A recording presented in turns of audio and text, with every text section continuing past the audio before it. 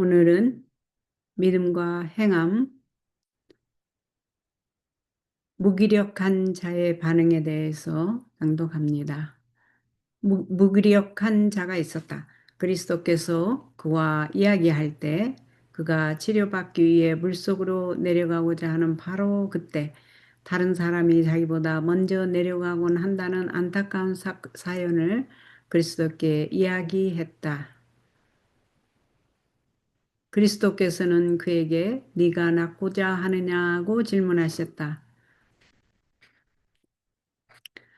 이 얼마나 이상한 질문인가. 그것 때문에 그가 그곳에 있었던 것이 아닌가. 그러나 그리스도께서는 그 사람의 마음속에서 완전해지고자 하는 소원을 표현하기를 원하셨다. 그리고 그리스도께서 그에게 일어나 네 자리를 들고 걸어가라고 명하셨을 때 그는 그리스도께서 하라고 하신 그대로 했다. 그는 나는 이곳에서 30년이나 지냈지만 그동안 한 발자국도 움직일 수 없었습니다. 라고 말하지 않았다. 그는 논쟁을 하기에 머뭇거리지 않고 그가 명령받은 그대로 했다. 그는 자기의 침상을 들고 걸어갔으며 그때부터 치료되었다.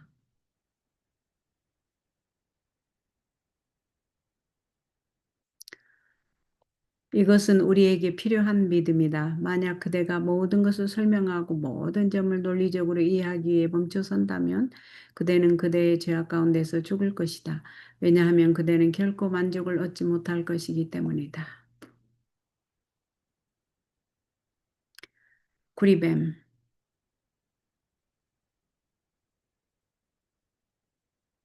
지금 E.G. 라이팅 영감의 글 믿음과 행함의 책에서 구리뱀을 읽고 있습니다. 구리뱀. 여기에 그리스도께서 니고데모에게 제시하신 또 다른 예증, 곧 광야에서 들려진 구리뱀이 있는데 그분은 인자도 들려야 하리니 인자도 들려야 하리라 단언하셨다. 만일 그분이 들리워진다면 그분은 모든 사람들을 그분께로 이끌어 저를 믿는 자마다 영생을 얻게 하려 하실 것이다. 지금 바로 그 구리뱀을 바라보라. 이스라엘의 백성들은 하나님께서 그분의 천사들을 보내어 그들을 돕고 보호하고 계신 것을 깨닫지 못하였다. 백성들은 그들의 길고 지루한 광야의 여행에서 뱀에 의하여 멸망되지 않았다. 그들은 감사를 모르는 백성이었다. 우리도 하나님의 보호하심으로 살고 있는데 매사에 감사하지 않으면 안 되겠습니다. 우리가 바로 그러하다. 우리는 하나님 아버지께서 우리를 지켜주신 수많은 위험을 깨닫지 못하고 있다. 우리는 그분께서 음식과 의복을 주시며 우리를 돌보시기 위해 천사를 보내어 우리의 생명을 지켜주시는 큰 축복을 깨닫지 못하고 있다. 매일 우리는 이러한 것들로 인해 감사해야 한다. 우리는 우리의 마음속에서 일어나는 감사가 있어야 하고 매일 감사의 예물을 가지고 하나님께 나가야 한다. 우리는 매일 가족재단 앞에 모여 우리를 돌보시는 그분을 찬양해야 한다. 이스라엘 백성들은 하나님께서 그들을 독이 있는 짐승으로부터 보호하고 계심을 잊어버렸다. 그러나 그분의 손이 거두어졌을 때 그것들에 쏘는 일이 그들에게 닥쳤다. 그때 어떤 일이 있었는가? 그리스도께서는 모세에게 장대를 준비하고 구리뱀을 만들어 그것을 장대에 매달아 이스라엘 백성들이 바라볼 수 있는 장소에 세워서 그것을 바라보는 자는 누구나 살아날 수 있게 하라고 친히 말씀하셨다. 그들은 큰 일을 할 것이 아니었다. 그들은 하나님께서 그렇게 하라고 말씀하셨기 때문에 바라보아야 할 것이었다.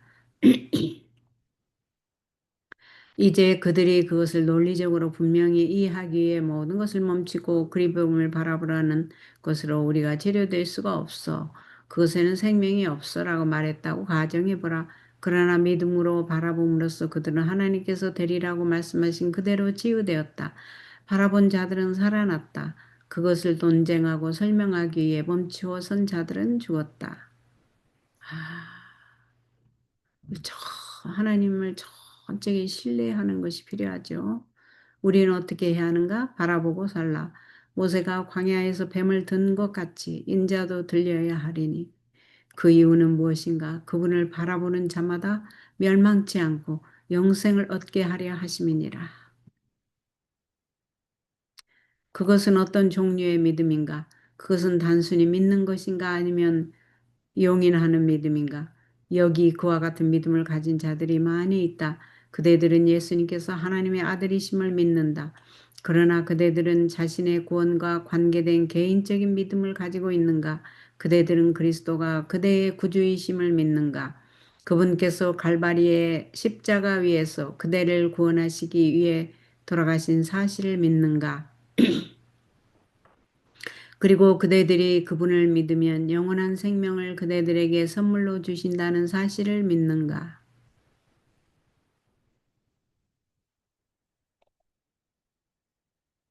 이것이 믿음으로 말미암는 의이다. 어떤 것이 믿음으로 말미암는 의인지 낭독을 하겠습니다. 그렇다면 믿는다는 것은 무엇을 의미하는가? 그것은 예수 그리스도께서 우리를 위한 희생 제물로 돌아가셨다는 것, 그분께서 우리를 위해 저주를 받으시고 우리의 죄를 담당하시고 우리에게 그분 자신의 의를 나누어 주신 것을 완전히 수락하는 것이다.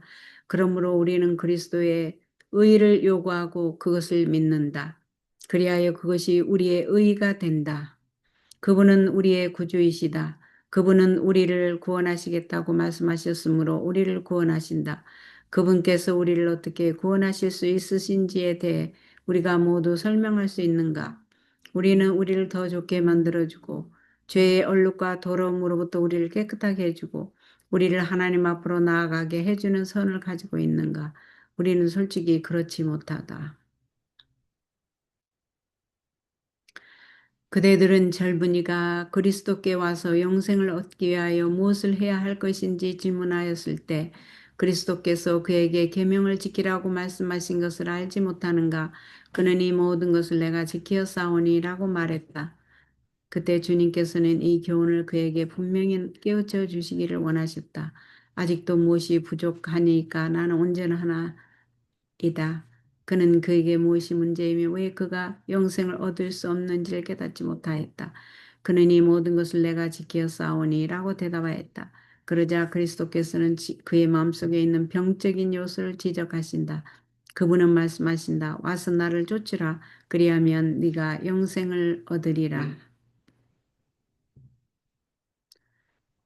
그는 어떻게 했는가? 그는 재물이 많았으므로 심히 근심하며 돌아갔다.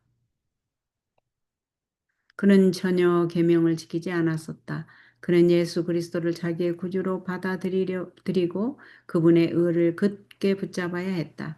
그렇게 될 때 그가 그리스도의 의를 가졌으므로 그는 하나님의 율법을 지킬 수 있었다. 젊은 법과는 그 율법을 발 아래 짓밟을 수 없었다.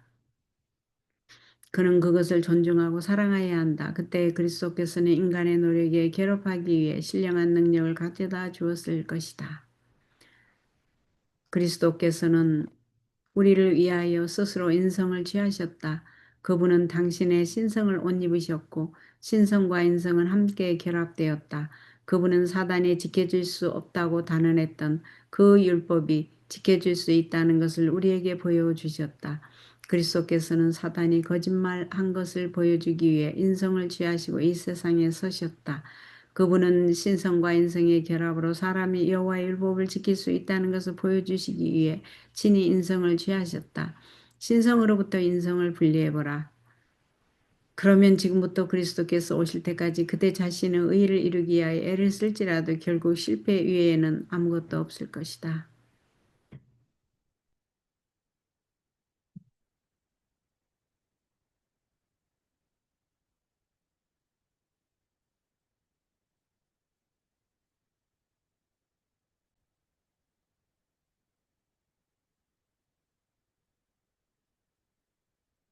실패 외에는 아무것도 없을 것이다.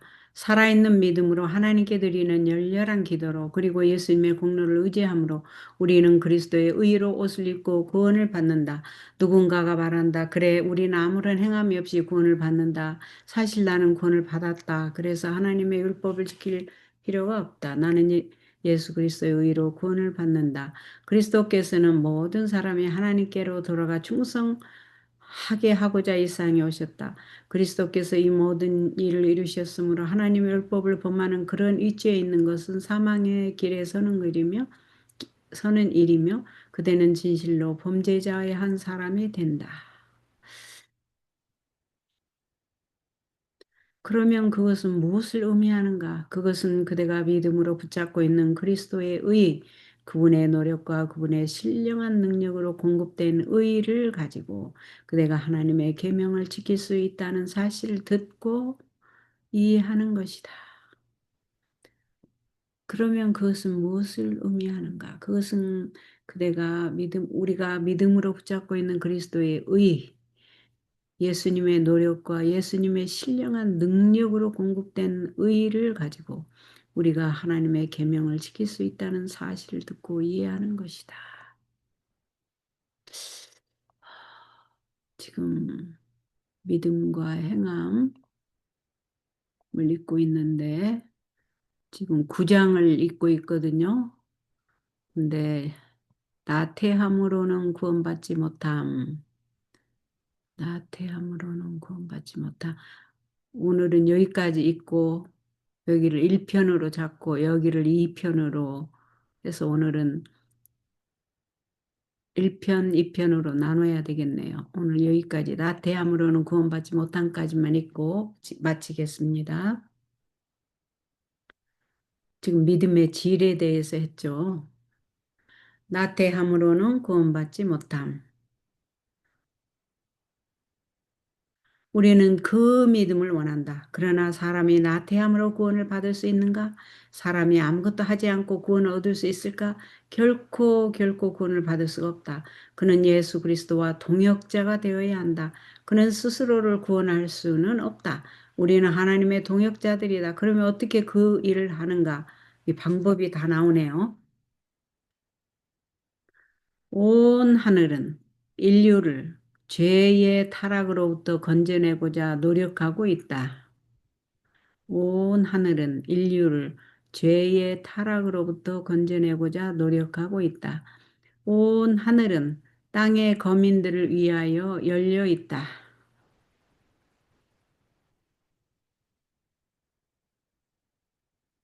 하나님의 천사들은 구원받을 후사들을 위하여 봉사하도록 이 땅에 보내진다. 너희 안에서 행하시는 이는 하나님이시니 자기의 기쁘신 뜻을 위하여 스스로 소원을 두고 행하게 하시나니 우리도 하나님과 협력해야 된다는 그 말씀이죠. 그것이 그대들이 원하는 바를 행하는 믿음이다. 그것이 어떻게 역사하는가? 그것은 사랑으로 역사한다. 어떤 사랑인가? 물론 갈바리아의 십자가에서 빛나고 있는 사랑이다. 그것은 땅과 하늘 사이에 세워져 있으며 십자가를 바라봄으로 구원을 얻는다. 아버지께서 그것을 받으셨고 천사의 무리가 그 십자가의 앞에 나왔다. 그리고 하나님께서 그 희생 제물을 받으시면서 친히 머리를 숙이셨다.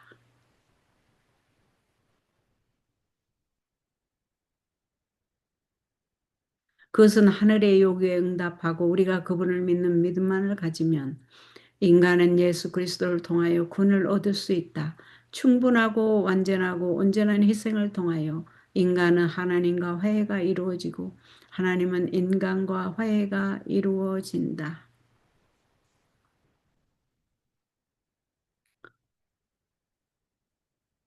이제 형제들이여 우리는 믿음을 원한다.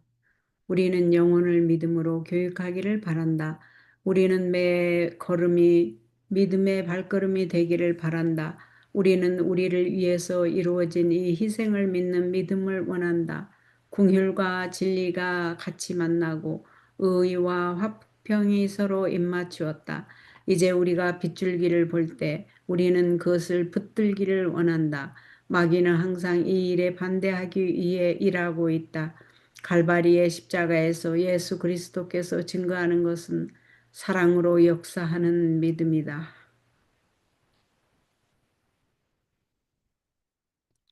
그것은 나의 영혼을 위하여 그분께서 가졌던 바로 그 사랑이다. 그리스도께서는 나를 위해 돌아가셨다. 그분은 무한한 값으로 나를 사시고 당신께 범죄한 모든 것을 속량해 주셨다. 나는 그분의 동역자가 되어야 한다. 나는 그분의 멍에를 내 자신에게 지워야 한다. 나는 그리스도의 멍에를 메어야 한다. 나는 그분의 짐을 져야 한다. 나는 내가 빠져있던 죄의 땐 상태에서 어떻게 구출될 수 있었는지를, 또한 그리스도 예수 안에 있는 의를 산 믿음으로 붙잡는 법을 다른 사람들에게 가르쳐야 한다. 그것이 죄인이 구원받을 수 있는 유일한 방법이다.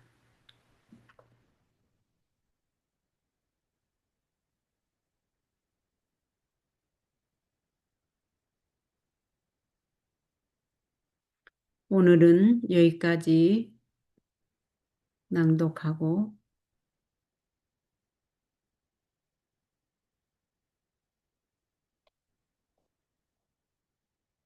내일은 그대는 그대 스스로를 구원할 수 없음을 하겠습니다.